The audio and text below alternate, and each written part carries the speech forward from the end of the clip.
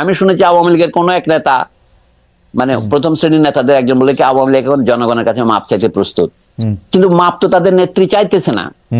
মানে চাইলেও আমাদের খুনের অপরাধের কোনো মার্জনা হয় না। রাইট, যারা খুনের সাথে হত্যার সাথে জড়িত তাদের বিচার ফৌজদারি কাটে হবে।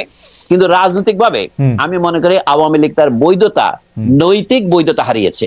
ওকে, আওয়ামী লীগ বাংলাদেশে আর কোনোদিন উঠে দাঁড়াতে পারলে আমি মনে করি যে আমাদের রাজনৈতিক পড়াশোনা যা করেছে সবই বৃথা যাবে। Right sir. স্যার, মুসলিম লীগ যেমন বিলুপ্ত হয়ে গেছে, আওয়ামী লীগও বিলুপ্তির পথে, এটা আমি দৃঢ়ভাবে বিশ্বাস করি।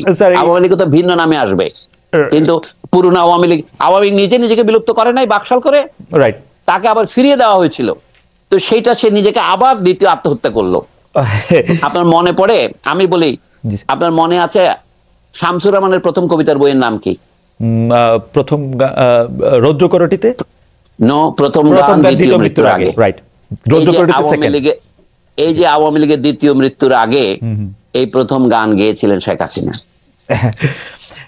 স্যার, আপনি যেটা বলছেন যে আমি মানে সাংবাদিক, সাহিত্যিক, ক্রিকেটার, শিক্ষক বা সংস্কৃতি কর্মী যারা সরাসরি হত্যা বা ফৌজদারি অপরাধের সাথে যুক্ত নন, তারা যদি আসলে প্রকাশ্যে মাপ চাওয়ার মতো নিজেদেরকে ক্লিয়ার করে জায়গায় আসেন, সেটা কি স্যার সমাজের বা রাষ্ট্রের ব্যবস্থা করা উচিত, নাকি নিজেরা করবে? কেমনে করবে স্যার এটা, যদি কেউ এটা? আমি জানি না, আমি তো তাদের একজন। আমি বলছি যে মানুষ যেটা আশা করে যে মানুষ স্বতঃস্ফূর্তভাবে এসে যখন ক্ষমা চায়, আমি যে বাংলাদেশের জনগণের ঐতিহাসিক রেকর্ড হচ্ছে বাংলাদেশের জনগণ প্রতিশোধ পরায়ণ নন। শেখ হাসিনার বিরুদ্ধে যে সমস্ত অভিযোগ আছে তার মধ্যে একটা হচ্ছে তিনি ছিলেন ভয়ানক প্রতিশোধ পরায়ণ। আল্লাহ মালুম সত্য কোনটা আমি জানি না, তবে আমার মনে হয় বাংলাদেশের জনগণ শেখ হাসিনার মতো প্রতিশোধ পরায়ণ নন। শেখ হাসিনার প্রধান সমস্যা হচ্ছে তিনি লেখাপড়া জানতেন না, আমি দুঃখের সাথে বলছি।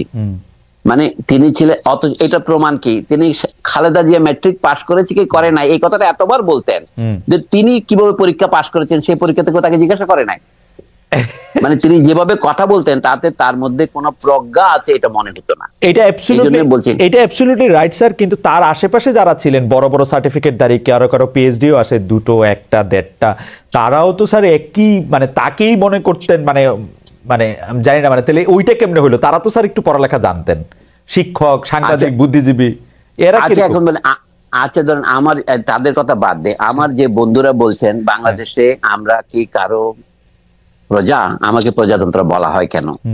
প্রজা তো কথাটা হচ্ছে ইংরেজি পাবলিক কথাটার অনুবাদ, রিপাবলিক মানে হচ্ছে থিং অফ দি পাবলিক, মানে বলে জনগণের মাল। আক্ষরিক রি মানে হচ্ছে ল্যাটিন কথা রেসের সংক্ষিপ্ত ফর্ম হচ্ছে আর ই রি। তো এখন সেইটা আমাদের বন্ধুরা যারা শিক্ষিত, একটা পত্রিকার সম্পাদক, বিশ্ববিদ্যালয়ের অধ্যাপক, অবসরপ্রাপ্ত অধ্যাপক, তারা যদি এটা বোঝে না, তাহলে আপনি শেখ হাসিনার চারপাশে যারা ছিলেন তাদেরকে কি অভিযোগ করবেন? না, ঠিকই আছে। এই তো আমাদের গরিব দেশের অধ্যাপকরাও দ্বিতীয় শ্রেণীর অধ্যাপক। প্রথম আলোর ডেইলি স্টার সম্পর্কে যদি একটু বলতেন যে তাদের। আচ্ছা আমি বলি, প্রথম আলোতে আপনি একসময় কাজ করেছেন, প্রথম আলোতে আমি কিছুদিন লিখেছি, কিন্তু গত 16 বছরের প্রথম আলো আমার কোনো লেখা ছাপায় নাই। কিন্তু আমি প্রতিশোধ পরায়ণ নই। এই প্রথম আলো এই 2008 সনে আমার শেষ লেখা চেপেছিল। 16 বছর পর এই 2024-এ আমার একটা ইন্টারভিউ তারা প্রকাশ করেছে, আমার কোনো খবরই ছাপতো না। কিন্তু তারপরেও আমি মনে করি প্রথম আলো হচ্ছে আমাদের দেশের যত পত্রিকা আছে একটা ইনস্টিটিউশন হয়ে দাঁড়িয়েছে।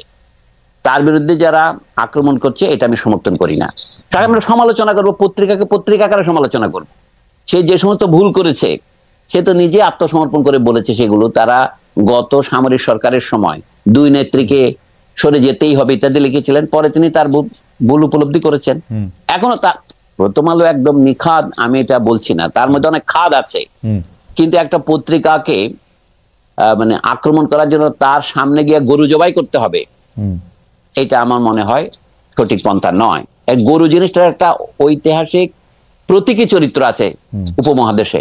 ভারতে কোনো মানুষ গরু কোরবানি করলে অথবা গরুর মাংস ট্রেনে পাওয়া গেলে তাকে পিটিয়ে মারা হচ্ছে, এই কাহিনীগুলো খবর হয় নাই।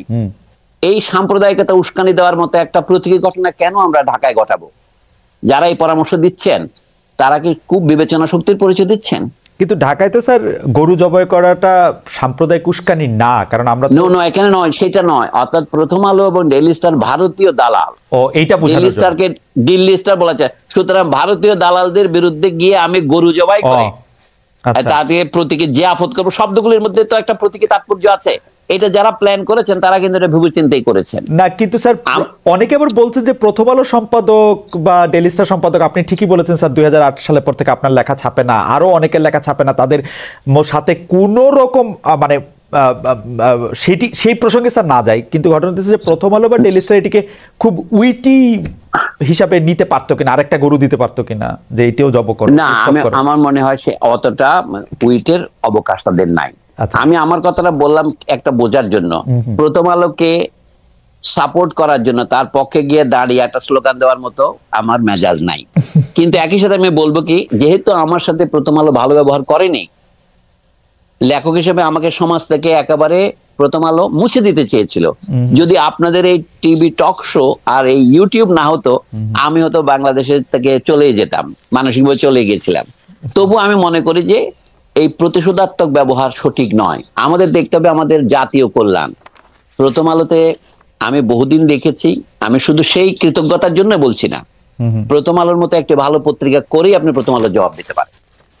আচ্ছা, তারা কি আনন্দবাজারের বিরুদ্ধে তারা কোনোদিন কিছু বলেছে? আনন্দবাজার যে সমস্ত খবর প্রকাশ করেছে, তসলিমা নাসরিন বলেছে বাংলাদেশে হিন্দুদের উপর অত্যাচার করা হচ্ছে, লিখেছে তসলিমা নাসরিন। তসলিমা নাসরিন কি আনন্দবাজারে প্রকাশিত হয়েছে বাংলাদেশে হিন্দুদের উপর অত্যাচার করা হচ্ছে? এই ধরনের সাংবাদিকতা যে আনন্দবাজার করে, প্রথম আলোর প্রধান ত্রুটি হচ্ছে সে আনন্দবাজারকে নকল করে। তা আপনারা প্রথম আলোর বিরুদ্ধে আন্দোলন করছেন, আনন্দবাজারের বিরুদ্ধেও করেন না কেন? আমাদের যে বন্ধুরা প্রথম আলোর বিরুদ্ধে মানে আপনার সোশ্যাল মিডিয়া গরম করছেন, আমি তো আনন্দবাজারের বিরুদ্ধে একটা কথা বলতে তাদের দেখি না। আনন্দবাজার তো স্যার আওতার বাইরে, বিদেশি স্যার, এটা কেমনে বলবো? নো, আওতার বিরুদ্ধে না।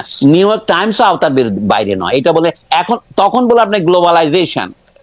আচ্ছা, আর এখন আপনি কিছু বলবেন না। এই যে fake news, miss information, disinformation, এটা ভারতীয় শুধুমাত্র রিপাবলিক টিভি করছে না, আনন্দবাজারও তো করছে অনেকটা সফিস্টিকেটেড আধুনিক পদ্ধতিতে। আপনার এটা আওতার বাইরে বলবেন, আমি তো আপনার মধ্যে বায়াসটা আমি আশা করি নাই ভাই।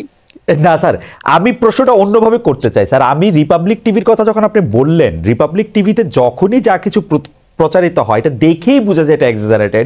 কেউ কোনোদিন, এমনকি ভারতীয় লোকজনেরও রিপাবলিক টিভিকে কখনোই মানে খুব সিরিয়াস হিসাবে নেয় না। আমরা কেন ভারতীয় মিডিয়াকে এত সিরিয়াস ভাবে নিব? বা আচ্ছা, ভারতের হিন্দুস্তান টাইমস অথবা দি হিন্দু, এইগুলি তো আন্তর্জাতিক খ্যাতি সম্পন্ন পত্রিকা, তাই নয় কি? রাইট। তো দি হিন্দুতে কি খবর হয়েছিল? আমাকে তো 3 দিন হিন্দুতে চিফ অ্যাডভাইজার বানিয়ে রেখেছিল, 5 আগস্ট থেকে 8 আগস্ট পর্যন্ত।